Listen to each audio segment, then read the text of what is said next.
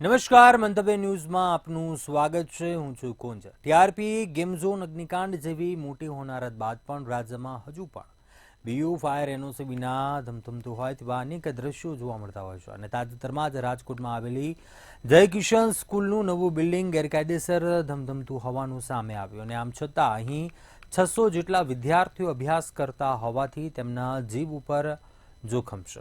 ત્યારે આ જ મુદ્દે લોકોના મંતવ્ય જાણીશું. સૌપ્રથમ રાજકોટની જનતા પાસેથી જાણીએ કે રાજ્યમાં બીયુ ફાયર એનઓસી વિના ધમધમતી બિલ્ડિંગો મામલે તેમનું શું કહેવું છે. રાજ્યભરમાં સ્કૂલ, ટ્યુશન ક્લાસીસ અને કેટલીક હોસ્પિટલો છે તે બીયુ પરમિશન કે પછી એનઓસી પરમિશન વગર ક્યાંક ધમધમે છે. આને જ લઈને ક્યાંક ને ક્યાંક સરકારે કડકમાં કડક કાર્યવાહી કરવી જોઈએ આવી લોક માંગણી છે.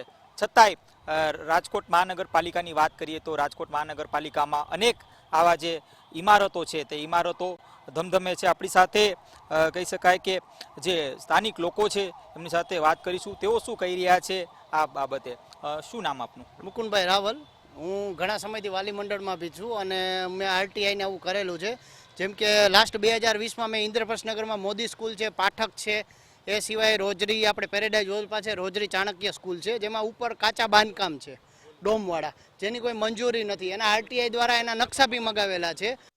ડીઓએ આરએમસી જિલ્લા શિક્ષણ અધિકારી આરએમસીનો ઓર્ડર કરેલો છે કે આવા બાંધકામ દૂર કરવા, છતાં બી આવા બાંધકામ દૂર નથી થયા. ક્યાંક આમાં મિલી ભગત છે. જ્યારથી સાગઠિયા સાહેબના મારી ખુદની સોસાયટીમાં અનલીગલ છે, જેમાં અતુલ રાવલને હું 4-5 વાર મરેલો છું, પણ અતુલ રાવલ મને ધમકી આપે છે કે તમારે અહીંયા મને ફરિયાદ કરવા ન આવી. આમાં અતુલ રાવલનો બી હાથ હોઈ શકે નથી, એને કોઈ તેવડ કે નથી. હું તો દેસાઈ સાહેબને કહું છું, તમે અત્યારે કહો છો કે દૂર કરવા, તો ખરેખર તમારામાં તેવડ હોય તો દૂર કરીને બતાવો અને આના એવા કડક કાયદા બનાવો જેથી કરીને સ્ટ્રક્ચર એન્જિનિયર, આર્કિટેક્ટ આમાં બધા ખોટું કરતા બીવવા જોઈએ. ખાસ તો સ્કૂલની વાત કરીએ તો સ્કૂલ છે, ટ્યુશન ક્લાસીસ છે, તે અત્યારે પરમિશન વગર એટલે કે બીયુ પરમિશન કે ફાયર એનઓસી વગર ધમધમે છે. શું કહેશો? આનાથી ક્યાંક બાળકોનું જે જીવ છે તે જોખમે મૂકવાય છે. ચોક્કસ બાળકોનું જીવ, એમાં વાલીઓ બી જાગૃત થવું જોઈએ. કારણ કે જે બાળક ગુમાવે છે એનું બાળક કોઈ પાછું જીવતું પાછું દેવાના નથી આ લોકો. એટલે એ જેની વ્યથા છે, જેને ટીઆરપીમાં જેના બાળકો ગયા છે, હરણીકાંડમાં જેના બાળકો ગયા છે, એના મા બાપની એની વ્યથા જોવો. ખરેખર વાલીએ જાગૃત થઈને આવા અધિકારીઓને ખખડાવવા જોઈએ. ન્યાસ જે સંકલન કરતા હોય, ટ્રસ્ટી હોય, એને જઈને ખખડાવવા જોઈએ. એની ઉપર હલ્લાબોલ કરવું જોઈએ. એને તમે મફત નથી ભણાવતા, એ એના પૈસાના સ્વાર્થથી જ તમને ભણાવે છે. આપ શું કહેશો?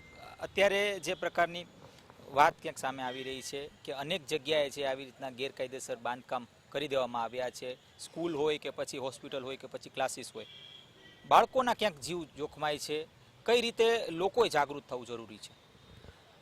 અત્યારે હાલમાં જોઈએ તો રોજે રોજ ન્યૂઝમાં કે વર્તમાનપત્રોમાં કે ભાઈ ટીવી ન્યૂઝમાં કે સોશિયલ મીડિયામાં અવારનવાર રોજે રોજ કિસ્સા એવા દેખાડે કે એવી જગ્યાએ એવું દેખાડે કે આમાં પરમિશન નથી, આ નથી, આ નથી. તો હમણાં જ તાજેતરમાં ટીઆરપી કાંડ થયો છે, એમાં 27 નાના મોટા બાળકો, વડીલોને ગુમાવ્યા છે. છતાં તંત્ર કેમ કાંઈ જાગૃત થતું નથી.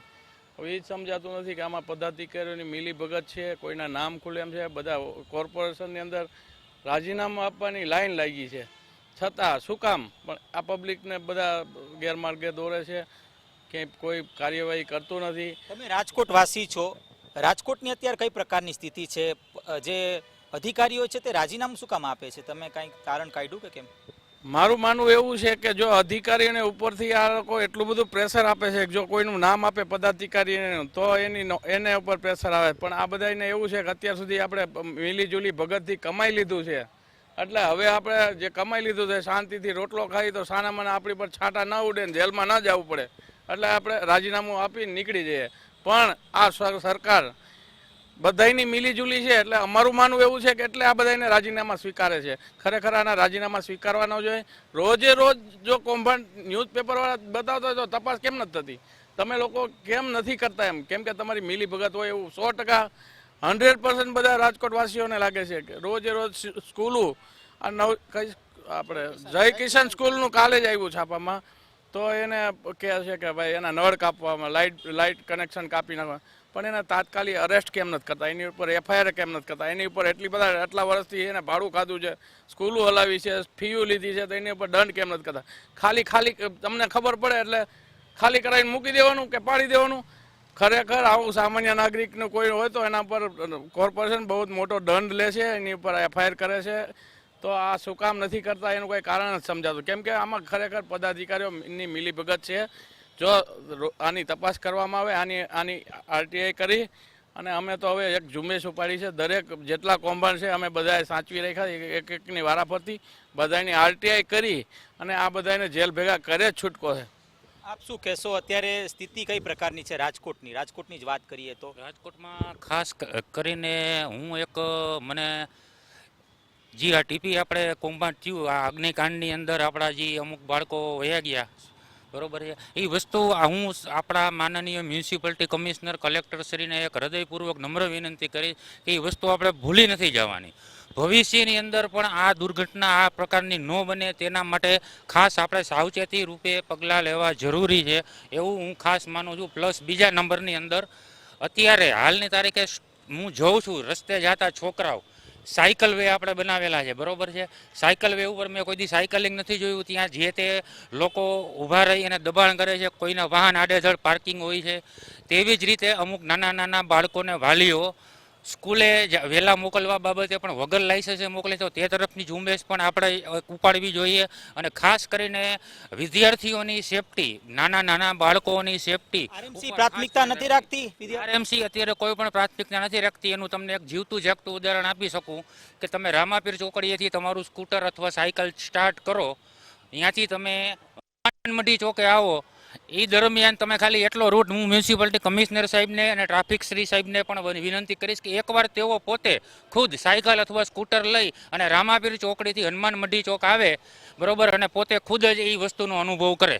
આપ શું કહેશો, અત્યારે ખાસ તો આરએમસી તરફથી ક્યાંક એવું કહેવામાં આવે છે કાર્યવાહી થાય છે, ખરા અર્થમાં કાર્યવાહી થાય છે, અને થાય છે તો કઈ પ્રકારની કાર્યવાહી થાય છે?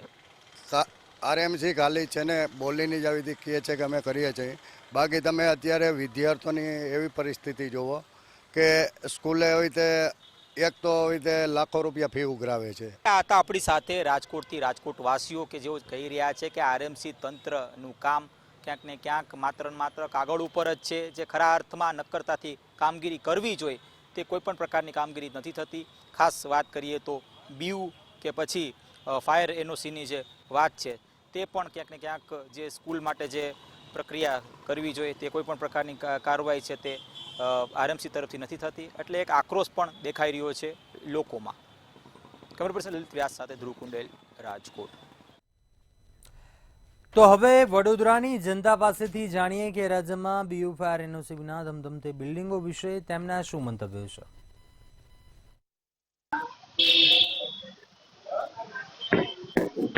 ગુજરાતમાં કોઈ મોટી દુર્ઘટના થાય ત્યારે ગુજરાતનું સરકારી તંત્ર કુંભકર્ણની નિંદ્રામાંથી જાગે છે. સુરતમાં તક્ષશિલા અગ્નિકાંડ થયો, રાજકોટમાં ગેમ ઝોન દુર્ઘટના થઈ, ત્યારે આખા ગુજરાતના ક્લાસીસ, હોસ્પિટલો જે ફાયર એનઓસી વગર હતી તેને નોટિસ પાઠવવામાં આવી. કેટલાક રાજકીય વર્ગ ન ધરાવતા ક્લાસીસોને સીલ મારવામાં આવ્યા, પરંતુ પુનઃ રેસિડન્સ બિલ્ડિંગમાં કોમર્શિયલ ક્લાસીસ કોમ્પ્લેક્સો હવે ખુલી ગયા છે. ત્યારે આ કેટલું યોગ્ય? મંતવ્ય ન્યૂઝ મારો અવાજ થકી નાગરિકોના મંતવ્ય લેવા પહોંચ્યું છે કે કોઈ દુર્ઘટના બાદ સફાળું જાગતું તંત્ર થોડા સમય બાદ કુંભકર્ણની નિંદ્રામાં સૂઈ જાય છે. ત્યારે આપણે એક જાગૃત કાઉન્સિલર જે નાગરિકોનો અવાજ વારંવાર ઉઠાવે છે તેમનું મંતવ્ય પહેલા લઈશું. શું કરો બાલુભાઈ, જ્યારે હની તલાવ બોટ દુર્ઘટના થઈ ત્યારે ક્લાસીસ, હોસ્પિટલોને નોટિસ પાઠવવામાં આવી, હવે એ પુનઃ શરૂ થઈ ગયા છે, તમે આને કેવી રીતના જુઓ છો? આખા ગુજરાતમાં તમે જોયું હશે કે થોડા સમય અગાઉ સુરતમાં પણ ટ્યુશન ક્લાસમાં આગ લાગવાના લીધે બાળકોનું એ થયેલું. પછી રાજકોટમાં જે ગેમ ઝોનમાં કેટલા નિર્દોષ લોકો મૃત્યુ થયા હતા, અને જે વડોદરા શહેરમાં હરની બોટકાંડમાં તમે જોયું હશે, નાના બાળકો, ભૂલકાઓ, કેટલા લોકોને મૃત્યુ થયું એમાં પણ. અને એના પછી જે કંઈ સરકારી તંત્ર છે, પછી ફાયર એનઓસી છે કે નહીં, એના લીધે ટ્યુશન ક્લાસ હોય કે અમુક જગ્યામાં જઈને સીલ મારે છે અને બંધ કરે છે, અને પછી જે કોઈ સંચાલકો હોય, ટ્યુશનવાળા હોય, એ લોકો આવીને પછી સંમતિ પત્ર આપી દે છે. કાયદો ખાલી કાગળ પર જ છે. 2 દિવસનું પાલન થાય, મીડિયામાં આવે એટલે પછી હતા નેવા. એટલે ખરેખર કાયદો કાગળ પર ના હોવો જોઈએ અને પ્રેક્ટિકલ કામ કરવું જોઈએ, તો જ, બાકી તો કોઈ સોલ્યુશન આવે ના. જે રીતે 3 બનાવો બન્યા અને હાઈકોર્ટ એક્ટિવ થઈ અને ડાયરેક્ટ હાઈકોર્ટે ઓર્ડર કરેલા છે કે ફાયર સેફટી ખૂબ જ જરૂરી છે. રાજકોટનું હોય, વડોદરાનો બનાવ હોય કે સુરતનો બનાવ હોય, આ 3 વખત હાઈકોર્ટે સખત ટીકા કરીને રાજ્ય સરકાર હોય કે તમામ કોર્પોરેશનો હોય, દરેકને સૂચના આપી છે કે ફાયરની એનઓસી ખૂબ જ જરૂરી છે. આ સમય દરમિયાનનો હુકમ પછીથી તંત્રએ જે કામગીરી કરવી જોઈએ એ બેવડી નીતિથી કામગીરી કરી છે. બેવડી નીતિ હું એટલા માટે કહી રહ્યો છું કે અમુક જે ક્લાસીસ છે એ લોકોને સીલ મારવામાં આવે છે. બીયુ પરમિશન ને બધો પછીનો વિષય આવે છે. એ પહેલાં જ્યારે ક્લાસીસ શરૂ થતા હોય ત્યારે એણે પોતે અરજી કરીને મંજૂરી લેવાની હોય છે કે ભાઈ અમે ક્લાસીસ આ જગ્યાએ ચલાવી રહ્યા છે. ઘર 2 રૂમ રસોડાનું ઘર હોય અને એમાં ક્લાસીસ ચલાવવું કેટલું યોગ્ય કહેવાય. આવા પણ અનેક ક્લાસીસ છે. ચલો આપણે એવું વિચારે કે નાના બાળકોને એની સવલત મળવી જોઈએ, ઘર પાસે એને શિક્ષણ મળવું જોઈએ, પ્લે સેન્ટરો હોવા જોઈએ, જરૂરી છે. પણ એની સાથે સાથે આજે નોકરિયાત વર્ગ જે વધ્યો છે તો એના જે બાળકોની સેફટીની જે વાત કરવામાં આવે છે એ ખૂબ જ જરૂરી બની ગઈ છે. તેવે સમયે હાઈકોર્ટ હોય કે તમામ કોર્પોરેશનો હોય, એને વચગાળાનો રસ્તો એવી રીતે કાઢવો જોઈએ કે શિક્ષણ પણ બગડે નહીં બાળકોનું, અને સાથે સાથે ફાયર એનઓસી પણ એ લોકોને ત્વરિત મળી જવી જોઈએ. ખાલી એ લોકો રસ્તો એવો કાઢે છે કે પ્રોવિઝનલ આપી દીધું છે, હવે એના પછી આગળ એ લોકો જાણે. એવું ના હોવું જોઈએ. કમ્પ્લીટ એ લોકોની વ્યવસ્થા જરૂરી કરીને ચેકિંગ કરીને પછીથી જ એ લોકોને કાયમી ધોરણે કાયમ ચાલુ રાખવાની પરમિશન આપવી જોઈએ. તંત્ર ફક્ત ને ફક્ત જ્યારે કોઈ ઘટના બને છે ત્યારે થોડો દેખાડો કરવા પૂરતી કામગીરી કરતી હોય છે. ખરેખર આ ભ્રષ્ટાચારી લોકોને હું એ કહેવા માંગુ છું કે માણસની જિંદગી અમૂલ્ય છે. નાના બાળકો, આ લેક તળાવનો જે અરણીનો બનાવ બન્યો એ નાના બાળકોની જિંદગી અમૂલ્ય છે. તેઓને આ રીતે એ લોકોની હત્યા કરી, હું તો એવું કહીશ, અને એની પર જે કાર્યવાહી નોર્મલ પ્રકારની કરવામાં આવી અને એ લોકો આજે જામીન પર છૂટી ગયા. શું કહેવા માંગે છે આ વહીવટ કે આટલા મોટા બનાવો પાછળ આ જે પણ લોકોનો હાથ હતો, જે લોકોના કારણે આટલા બધા છોકરાઓ મરી ગયા હોય અને એ લોકોની જિંદગીની કિંમત, આ લોકોને નજીવી સજા કરીને એ લોકોને જામીન આપીને છુટકારો આપવો, ખરેખર આ બધી વખોવા લાયક ઘટનાઓ છે અને આ પ્રકારનું કૃત્ય ના થવું જોઈએ. વહીવટે પણ સુધરી જવું જોઈએ કે હવે પ્રજા ન્યાય માંગે છે, પ્રજાને ન્યાય આપવો જોઈએ. બસ, પ્રજા ન્યાય માંગે છે, ન્યાયની આશા રાખી રહ્યા છે. શું કહેશો, આવી રીતના તંત્ર ચાલી શકે યોગ્ય છે? ફાઇલ એનઓસી તો ફક્ત કાગળ પર છે સાહેબ. મેં તો એવું પ્રેક્ટિકલ જેવું છે કે એ ક્લાસ બંધ કરી દીધું ફાઇનલ એનઓસી માટે, અને 1 કલાક પછી એનઓસી મળી ગઈ. કોઈ નેતાએ ફોન કરેલો હતો. આ બધી વાર્તા છે, કાગળ પર બધી બનેલી વસ્તુઓ છે. ફાયર એનઓસી નેતાઓ ચલાવી રહ્યા છે, ના એના પર કોઈ ચેકિંગ થાય છે નહીં, ક્લાસીસમાં કંઈ થાય છે. ઓનલી ફોર ભાજપના સત્તાધીશો ફોન કરે છે, લોકોને ફાયર એનઓસી મળી જાય છે. એટલે ભાજપના નેતાઓ ફોન કરે છે, ફાયર એનઓસી આપી દેવામાં આવે છે, ને વડોદરા મહાનગરપાલિકામાં તો એટલા કેવા કોર્પોરેટરો છે કે જે પોતાનો ધંધો માં રાજકારણ બતાવી રહ્યા છે. એટલે રાજકારણને પોતાનો ધંધો સમજી બેઠા હોય તો વડોદરા શહેરમાં તંત્ર આવું જ કામ કરશે તેવું નાગરિકો પણ કહી રહ્યા છે. કેમેરામેન કેતન સિંધે સાથે નિલેશ બ્રહ્મભટ્ટ, મંતવ્ય ન્યૂઝ, વડોદરા. તો હવે સુરતની જનતા પાસેથી જાણીએ કે તેઓનું શું મંતવ્ય છે આ મામલે. આવો સાંભળીએ. સુરત શહેરમાં આવેલા અનેક વિસ્તારોના અંદર જે ટ્યુશન ક્લાસીસ છે તેમજ સ્કૂલ છે તેના ઉપર ગેરકાયદેસર રીતે પતરાના શેડ મારી દેવામાં આવે છે, જેને પગલે કોઈ બી અનિચ્છનીય બનાવ બને કે આગ લાગે તેમાં હજારો વિદ્યાર્થીઓને જીવને જોખમ હોય તેવા દ્રશ્યો વારંવાર સુરત શહેરમાં બનતા હોય છે. ત્યારે આપની સાથે સુરત શહેરમાં અનેક લોકો આપની સાથે ઉપસ્થિત છે. આપણે એમની સાથે વાતચીત કરીશું કે તેમનો મંતવ્ય શું છે આ બાબતે. આપની સાથે ત્યાંના લોકો છે. જે સાહેબ, સુરત શહેરના અંદર ટ્યુશન ક્લાસીસ અને સ્કૂલના અંદર ગેરકાયદેસર પતરાના શેડ મારી દેવામાં આવે છે. જ્યારે આગનો બનાવ બને છે તે દરમિયાન કેવી પરિસ્થિતિ થઈ શકે છે? સુરત શહેરમાં હમણાં થોડાક દિવસ પહેલા એક બનાવ બન્યો, એક કારખાનામાં આગ લાગી, પતરાનો શેડ હતો, પરંતુ હજુ પણ સુરતના સત્તાધીશો અધિકારીઓ હજુ પણ ઘોર નિંદ્રામાં, કુંભકર્ણ નિંદ્રામાં સૂઈ રહ્યા હોય એવું દેખાઈ રહ્યું છે. સુરત શહેરના અધિકારી માત્ર ને માત્ર જ્યારે તક્ષશિલા કાંડ જેવો કાંડ થાય, હરણી કાંડ જેવો કાંડ થાય, મોરબી જેવો કાંડ થાય ત્યારે જ અધિકારીઓ માત્ર ખાલી દેખાવ પૂરતું 4 દિવસ કે 5 દિવસ કામ કરે છે અને પછી પાછા સુસુપ્ત અવસ્થામાં સૂઈ જાય છે.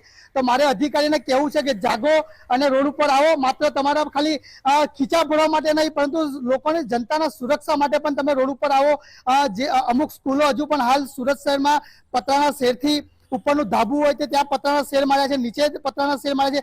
હજુ પણ પીયુસી નથી, બીયુસી નથી, પાર્કિંગની સુવિધા નથી, ફાયર સેફટીનો અભાવ છે. એવી શિક્ષણ અધિકારી પણ જાણે છે છતાં આંખ આગળ કાન આડા કરે છે એવું અમે લાઈવ જોયું છે.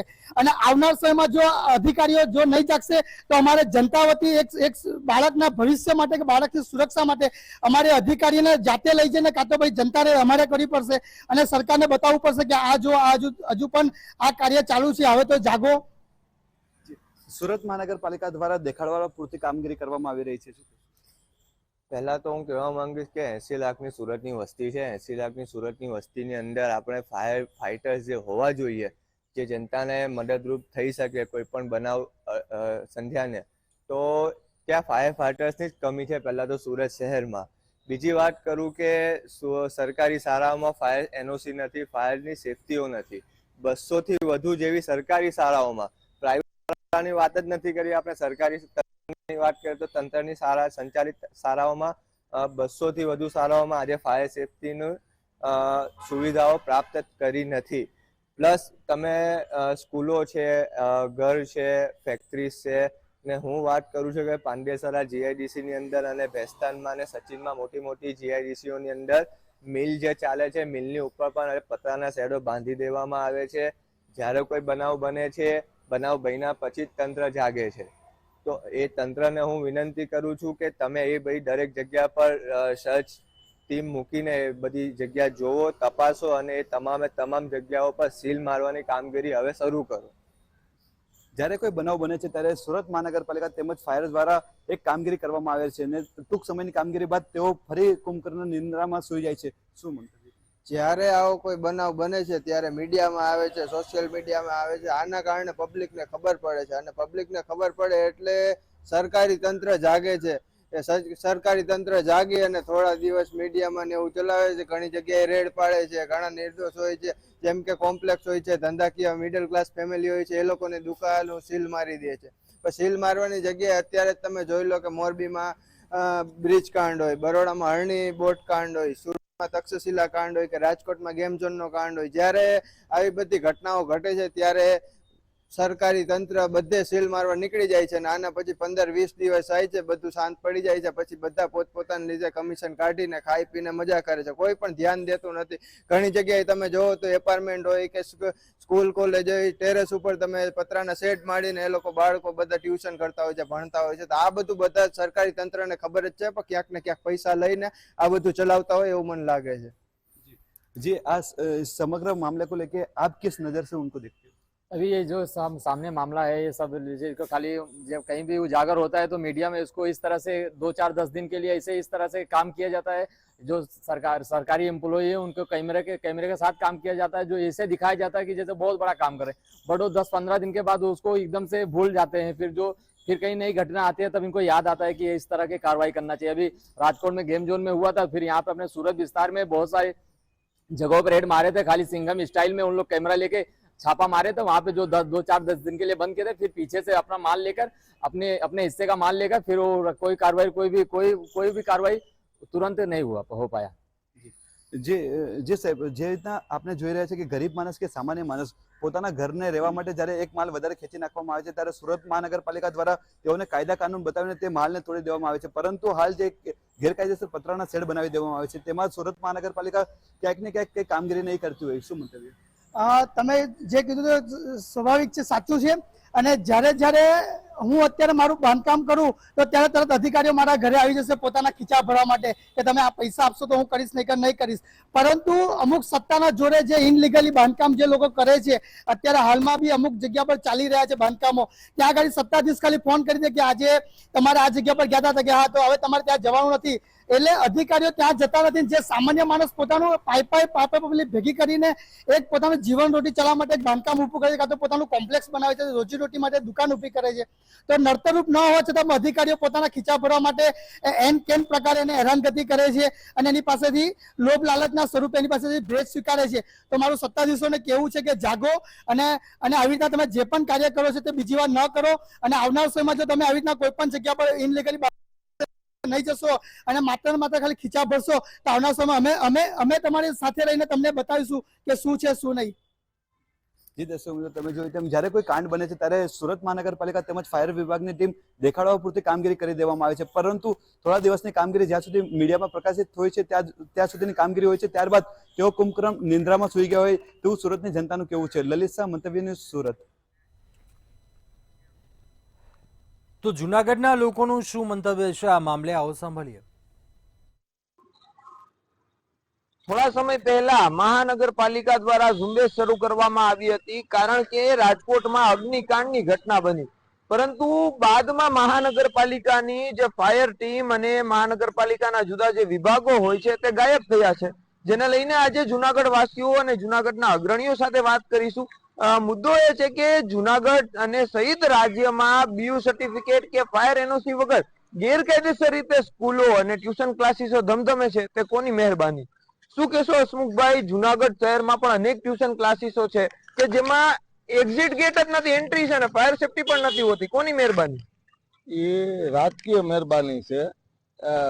રાજકીય જે મોટા માથા છે એની મહેરબાનીથી જે ટ્યુશન ક્લાસ એનઓસી વગર બીયુ વગર ચાલે છે, એવા તો અનેક એમ માનો ને કે અસંખ્ય છે કે ટ્યુશન ક્લાસીસ એવા હાલે છે કે એનો કોઈ તમે ગણી ના શકો એવા ટ્યુશન ક્લાસ ચાલે છે, અને એ મોટા માથાની મહેરબાનીથી ચાલે છે. બાકી મારા નિલેશભાઈ દેવાણી તમને કહેશે.